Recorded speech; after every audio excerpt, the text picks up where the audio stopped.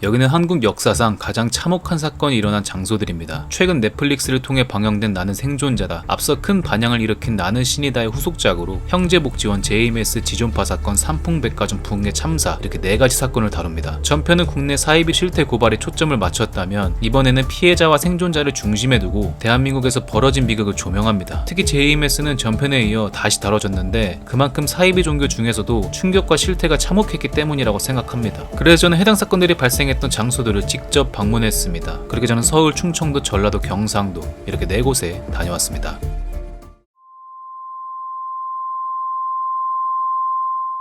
여기는 부산의 기장군에 위치한 형제복지원이라는 곳이고, 지금 이 앞에 왔는데 안에 열감지 시스템이랑 그리고 CCTV가 20개가 돌아가고 있다고 합니다. 그 정도로 엄청 삼엄하게 관리를 하고 있다고 하고, 여기인데 까마귀들이 왜 이렇게 많지? 여기 뭐 있나? 여기 보시면 여기 이런 식으로 굉장히 삼엄하게 관리를 하고 있다. 한 가지 특징은 여기가 확실히 그런 수용시설이다 보니까 엄청 외진 곳에 지어놨습니다. 뭐 인도는 당연히 없고, 여기 이렇게 도로 한복판에 이렇게 띡 지어놨어요. 약간 2단 종교시설이 위치한 그 특징이랑 굉장히 비슷합니다. 접근하기 되게 어려운 곳에 이렇게 건물을 지어놨네요. 주변은 싹 다 그냥 산인데 관리가 전혀 되고 있는 산은 아닌 것 같습니다. 와, 이거 진짜로 뭐 빠져나가지 못하게 그냥 들어가려는 의지가 확고하시는 분들은 뭐 산을 뚫고서라도 뭐 가시겠죠? 형제복지원 사건은 부산 직할시 북구 주례동에서 발생한 사건으로 한국 현대사에서 가장 참혹한 국가인권유린 사건 중 하나로 불립니다. 이 시설은 겉으론 불황인을 선도하는 복지시설이라 불렸습니다만 그 안의 실상은 말 그대로 현대판 강제수용소였습니다. 당시 경찰과 구청 공무원들은 노숙자와 고아뿐 아니라 길을 걷던 시민, 학생, 노동자까지 이유 없이 붙잡아 복지원으로 끌고 갔습니다. 그렇게 그들은 가족에게조차 행방을 알리지 못한 채 사라졌죠. 이렇게 경찰 및 지자체가 협력했었던 이유는 길거리에 노숙자나 불황인으로 보이는 사람을 잡아 형제복지원 같은 시설에 보내면 업무 실적으로 인정받았기 때문입니다. 그 결과 12년 동안 약 3만 명 이상이 강제로 수용되면서 시설 안에서는 상상할 수 없는 일이 벌어졌습니다. 수천 명이 좁은 공간에 갇혀 끝없는 강제 노역에 동원되었고, 규율을 어기면 무자비한 폭행과 고문, 여성과 아동은 성적 학대의 피해자의 대상이 되었습니다. 공식 기록만 513명 사망, 그러나 실제 희생자는 훨씬 더 많을 것으로 추정하고 있습니다. 하지만 형제복지원은 언론기사에서 불황자들을 교화하는 모범시설로 자주 소개되며 일부 신문에서는 부산의 치안과 미관을 지키는 모범적 복지시설이라고 홍보했습니다. 그렇게 거짓 뉴스를 퍼뜨리며 참혹한 범죄 행위가 이어지다 1987년 3월 22일 시설 직원들의 구타로 원생 1명이 숨지고 35명이 집단 탈출하면서 그 실체가 세상에 알려졌습니다. 1987년 기준으로 수용되었던 3,164명 중 남성은 2,811명, 여성은 353명이었고 어린이와 만 60세 이상 노인도 무려 513명이었다고 전해집니다. 여기다 일부 원생들의 시신은 인근 의과대학의 해부 실습용으로 300에서 500만 원에 팔려나갔다고 합니다. 그리고 이 시설이 얼마나 엽기적이었냐, 총 원생 중 70%가 가족이 있고 멀쩡한 직장이 있는 건장한 성인 남성이 밤늦게 퇴근하다 시설에 끌려간 경우라고 합니다. 하지만 원장 박인근이 받은 형량은 고작 징역 2년 6개월인데 원장을 보기 전 좀 더 높은 곳을 바라봐야 할 필요가 있습니다. 바로 국가. 당시 존재했던 내무부 훈령 제410호가 불황인 수용을 합법화했기 때문입니다. 쉽게 말해 국가제도가 이 끔찍한 범죄를 커버한 것이죠. 1988년 서울올림픽을 앞두고 거리정화라는 명분 하에 길가에 불황자로 보이는 사람들을 복지원 시설에 강제로 가뒀다는 시기가 있었다 전해집니다. 전두환이 집권하던 시기이며 대통령이 구체적으로 형제복지원 운영을 명령했다거나 지시했다라는 공식적인 증거는 지금까지 공개된 자료에서는 확실하지 않다고 합니다. 박인근 원장이 구속되면서 형제복지원은 1987년 폐쇄됐고 이후 1995년 부산시에 의해 아파트 건설 용도로 매각됐습니다. 하지만 부산 기장궁에 실로암의 집이라는 중증 장애인 요양시설로 이전하면서 2016년에 결국 폐쇄 후 현재 보고 계시는 건물로 방치되고 있습니다. 그리고 박인근 원장 가족 일부는 호주로 넘어가 여러가지 사업을 운영하고 있다는데, 나는 생존자다 공개 이후 피해자 증언이 대중에게 알려지면서 가족들에 대한 비난 여론이 커지고 있다고 합니다.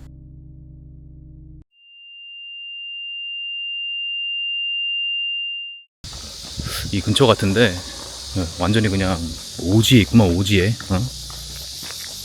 여기는 그 JMS 그 월명동 자연성도 주변으로 왔고요. 사실 얼마 전에 찍었던 나는 신이다 전국일주 그 컨텐츠에서 JMS를 한번 다뤘었는데 그 최근에 또 나는 생존자다에서 JMS라는 주제를 한 번 더 다뤄가지고 그 근처로 왔습니다. 근데 제가 이번에 갈 곳은 그 JMS 월명동 자연성전 주변에 있는 명석이 지내는 사택이 있는데 그곳에서 피해를 입었다는 증언이 있어가지고 집으로 왔습니다. 여기입니다. 아마 이 산 뒤쪽으로 저기는 월명동 자연성전이 있고 자연성전 뒤쪽으로 여기 이 집이 있는데 무너진 줄 알았는데 뭐 무너지진 않았네요. JMS는 최신 정보 위주로 말씀드리겠습니다. 교주 정명석은 나는 신이다가 방영된 이후 대법원에서 징역 17년형이 확정되며 JMS 측은 다큐 공개 전부터 방송금지 가처분 신청을 했지만 법원은 이를 기각했습니다. JMS 전신도인 메이플님은 교주 정명석의 성범죄 피해를 폭로한 인물인데 다큐가 공개된 후 메이플님은 인신공격, 2차 가해 등을 겪었다고 전해집니다. 특히 해당 증언으로 다른 제보자들의 탈퇴 및 추가 증언으로 이어졌는데 JMS 내부 대외협력국 소속 최측근이 은폐에 관여했다는 폭로가 나왔습니다. JMS는 일반 교회처럼 보이는 외형과 달리 철저한 피라미드식 조직으로 운영되는데 교주 정명석을 정점으로 중앙본부, 지역지부, 대학 선교회 및 동아리, 일반 신도의 단계 구조입니다. 그중 대외협력국은 말 그대로 외부와의 관계를 담당하는 부서, 정명석 총재 관련 성범죄 사건에서 은폐를 주도한 핵심 부서로 확인됩니다. 실제로 JMS 내부에는 법조인, 공무원, 전문직 종사자들이 포진해 있었습니다. 때문에 관련 재판에서 교단 측 변호인단이 항상 적극적으로 활동했죠. 또한 대협력국과 별개로 JMS 2인자 정조은의 정체가 드러났는데 어린 시절 정명석에게 전도되어 조직 내에서 빠르게 중요한 위치를 차지하게 된 인물입니다. 여성 신도들을 정명석에게 데려가는 데 있어 정조은이 직접 관여했다는 증언이 있습니다. 쉽게 말해 여성 공급책 역할을 주도적으로 한 것이죠. 증언에 따르면 정조은의 최측근이 월명동 뒤편에 있는 빨간 지붕의 집으로 데려갔다고 하는데 해당 건물은 교주 정명석의 큰 공간으로 알려져 있습니다. 지금은 주인이 바뀐 건가?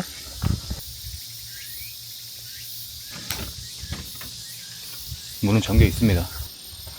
건물 안은 썬팅을 강하게 해가지고 전혀 보이지 않고 여기는 뭐 창고 같은 곳인가?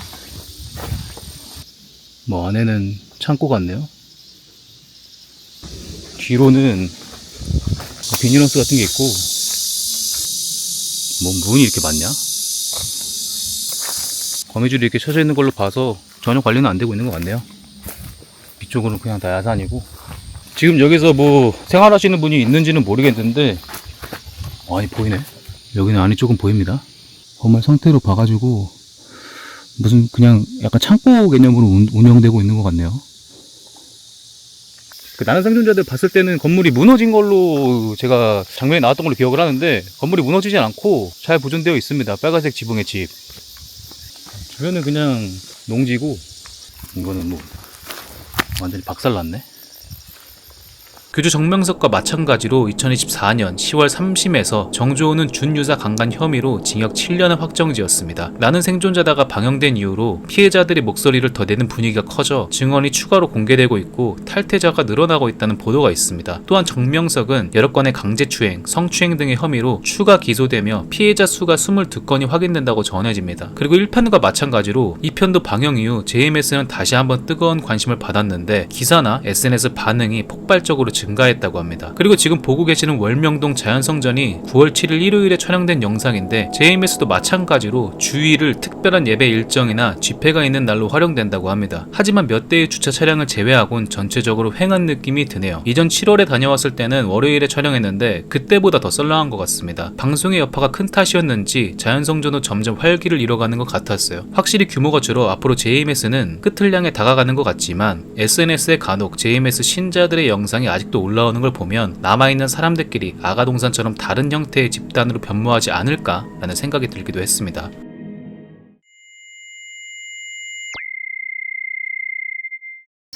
지금 촬영하다 보니까 해가 져가지고 조금 아쉬운데 지금 어쨌든 기존 바지트가 있었던 그 위치로 도착을 했습니다. 여기가 약간 유적지 같이 돼 있는 것 같은데 여기 갔습니다. 저기 뭐라 써 있는 거지? 아니 뭐 안전수칙에 써 있고 이건 들어가면 안 되는 거지? 문은 잠겨 있네요. 지존파는 1993년 전라남도 한평군 대동면에서 결성한 대한민국의 연쇄살인 조직입니다. 한국 범죄사에서 가장 충격적인 집단 살인 사건인데 그 죄목은 무려 10건이 넘습니다. 1992년 김기환은 고소득자들의 돈을 갈취하는 범죄 조직을 결성할 계획을 세우고자 했지만 결국 실패하고 1993년 다시 결성을 시도하여 마침내 리더 김기환을 중심으로 7명이 모였습니다. 이들은 스스로를 마스칸, 야망이라는 뜻의 그리스어 단어를 따서 지었습니다만 당시 수사과장이 야망을 가지고 사람을 죽였다는 뜻이 마음에 들지 않아 지존이라 지었습니다. 이유는 이들이 이마에 지존이라고 쓰인 두건을 두르고 훈련했고 두목 김기환 별명이 지존이었기 때문이죠. 지존파는 1993년 7월 첫 범행을 시작으로 1994년 10월 말 김기환의 고향인 전남 영광에 아지트 일명 아방궁이 완공되었습니다. 아지트 완공 전까지는 주민들의 접근을 막다 완공 후 이웃 주민들을 초대해 집들이를 하는 등 의심을 피하기 위해 여러 방면으로 위장했습니다. 그렇게 집 외벽 전체를 분홍색 페인트, 담벼락은 민트색을 칠해 일반 가정집처럼 해놨지만 지하엔 무려 3천만 원을 들인 감금시설과 시체 소각장을 만들었습니다. 수차례의 범행을 지속하던 중 1994년 9월 양수리 부근에서 세 번째 희생자와 드라이브를 하다 함께 납치된 카페 여종업원의 극적인 탈출 덕분에 지존파가 세상에 알려지게 되었습니다. 그렇게 지존파의 아지트는 사건 이후 철거되어 공식적으로 알려진 건 없습니다. 하지만 여러 정보를 수집하여 알아봤는데 해당 부지에 종교시설이 들어오려 했으나 무산되고 방치가 되고 있었다 합니다. 그리고 그 부지를 나라에서 사들여 현재는 공원으로 조성됐다고 전해집니다. 한옥처럼 이런 식으로 시설이 있습니다. 빈 공터에 이런 식으로 한옥처럼 되어 있고 생각보다 꽤 크네요. 여기는 화장실인가? 아, 여기는 화장실이네요. 이게 아지트 위치 관련된 그 기사를 찾기가 굉장히 어려워가지고 저도 겨우 찾은 건데 실제로 그 기사 말처럼 여기 공원을 형성해 놨다는데 그 말이 맞는 것 같습니다. 보면은 전체적으로 이렇게 공원같이 형성이 되어 있고 밤이라 뭐가 안 보여가지고 어디가 어디인지 잘 모르겠네. 불갑 테마공원, 여기를 불갑 테마공원이라고 하나 보네요. 무슨 공사 중이신 것 같고 완전 어두울 줄 알았는데 그래도 공원에 불들이 켜져 있는 곳이 있어서 보이긴 하네요. 근데 여기 다 산책로가 없이 다 풀숲인데 여기는 무슨 정자가 있네요.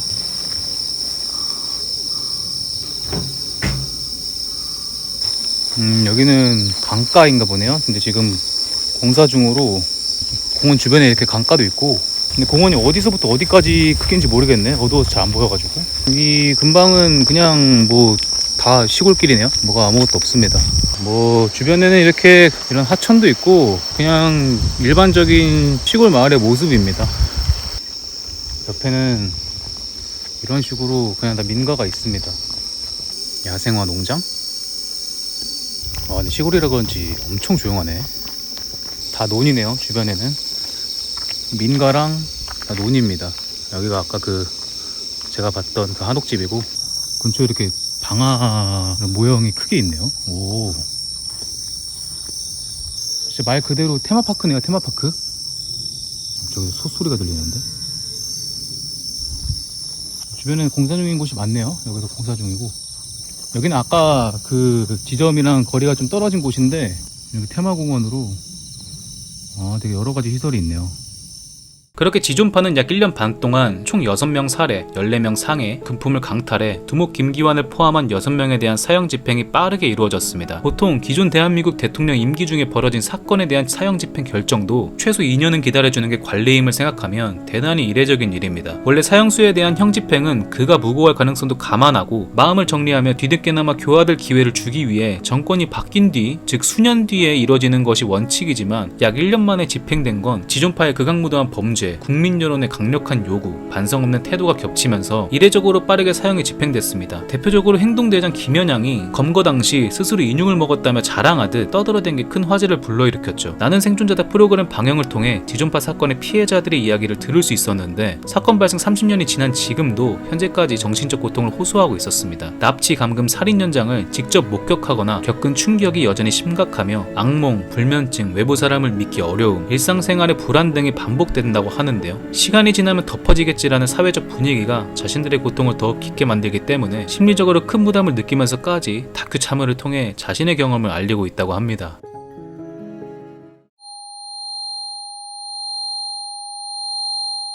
사실 여기는 전에 괴담 관련 컨텐츠 찍을 때 왔었던 곳인데 낮에는 안 와봤거든요. 그때 밤에 도착을 해가지고. 근데 생각보다 엄청 이렇게 넓은 줄 몰랐습니다. 여기는 그 과거에 삼풍백화점이 붕괴됐던 그 무너진 자리에 이렇게 주상복합 아파트가 지금은 자리를 잡고 있습니다. 그 무너진 곳이 A동이라는데 A동이 아마 이 건물일 거거든요.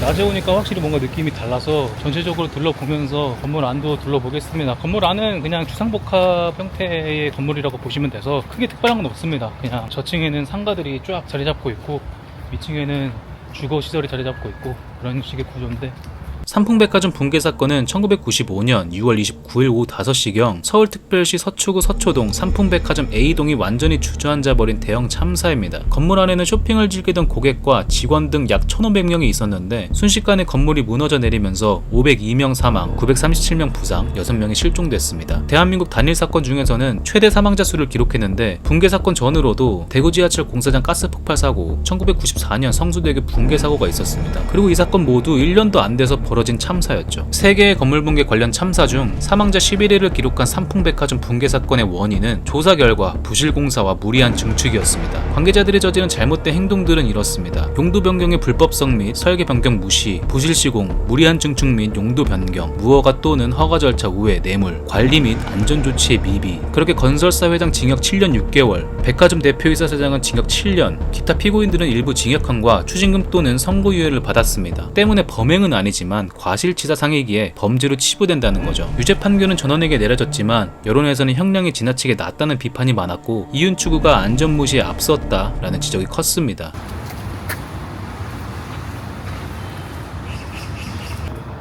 상가 바깥쪽은 이렇게 돼 있구나. 그때는 바깥쪽을 안 둘러봐서 몰랐는데 이런 식으로 되어 있네요.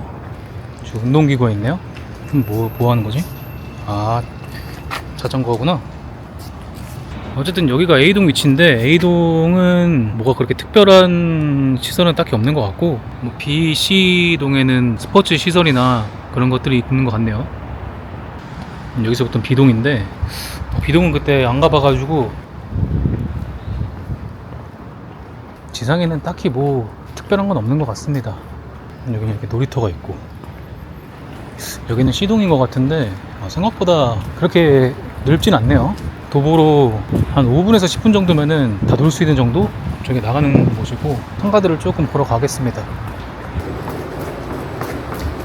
아이고, 여기 전에 왔던 곳이라 빠르게 둘러보고 가겠습니다. 여기가 그 A동 광장. 전에 왔을 때랑 똑같네요. 뭐 달라진 건 없습니다. 전에 제가 여기서 이 표지판들을 보고 현타가 왔었는데, 여기는 1층만 내려오면 거의 모든 것이 해결됩니다. 장도 볼 수 있고 미용실도 있고 다 있어가지고.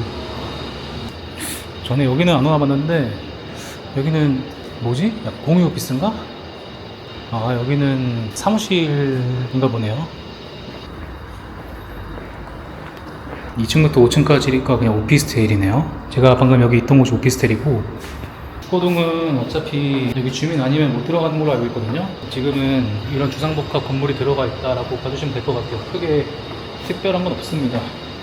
과거 삼풍백화점의 자리는 2004년 6월에 주상복합 아파트가 들어섰고 최근 매매 실거래가는 29억 9천만 원, 약 30억 원에 달하는 최고가 아파트입니다. 당시 장소에 있었던 생존자들의 이야기에 따르면 붕괴 직후 상황은 혼란과 무질서했으며 구조 및 수색 작업도 제대로 조직되지 못했다고 합니다. 때문에 실종자 수색에 끔찍한 상황이 발생했고 인력의 부족 및 긴 시간 대기했다고 전해지죠. 유족 증언 중에 사고 직후 또는 이후에 보상을 잘해줄게, 돈 때문에 그러는 거 아니냐 같은 피해자 유족의 고통보단 금전적 보상 얘기가 먼저 나오기도 했다라고 주장했습니다. 결론적으로 사고 이전, 당시, 후 이 세 상황 모두 최악으로 대처했다라고 판단할 수 있어요. 1970에서 90년대 한국은 빨리빨리씩 고도 성장을 겪으면서 건설붐이 일어났고 때문에 속도와 이윤이 우선시되면서 안전 품질 관리가 희생되었습니다. 또한 설계 변경, 증축 과정에서 공무원에게 뇌물을 주고 돈이면 뭐든 된다라는 상징적 사례가 되었습니다. 해당 참사는 단순 자연재해가 아니라 탐욕과 무책임한 인간이 만들어낸 재앙이었어요. 이번 컨텐츠를 찍으면서 느낀 점은 4가지 사건 모두 성격이 달라 보이지만 본질적으로는 사람의 잔혹함에서 비롯됐습니다. 삼풍백화점 붕괴는 인간의 탐욕이 만들어낸 인재, 지준파 사건은 패배주의가 낳은 집단 광기, JMS는 종교를 수단으로 사리사욕을 채운 사이비, 형제복지원은 국가가 관리라는 명분으로 자행한 인권 유린이었습니다. 그리고 이 모든 사건은 어쩌면 악의 평범성에서 비롯된 걸 수도 있습니다. 철학자 한나 아렌트는 악의 평범성이란 괴물 같은 특수한 존재가 아니라 평범한 사람들이 제도와 관습 속에서 비판 없이 명령을 따르거나 책임을 외면하는 과정에서 발생하는 것이라고 했습니다. 물론 네 가지 사건 모두 분명히 괴물이 존재합니다. 하지만 그 괴물을 따랐던 사람들의 태도 속에서는 악의 평범성이 드러납니다. 삼풍 사건의 공무원들은 눈 감고 도장만 찍었고 경영진은 균열을 보고도 오늘 하루만 더 영업하자고 결정했습니다. 지존파 두모 김기환의 살인 계획에 조직원들은 처음에 당황했으나 보복이 두려워 방관하다 결국 스스로 괴물이 되어갔습니다. 제이메스는 정명석의 저질스러운 범행을 뻔히 알면서도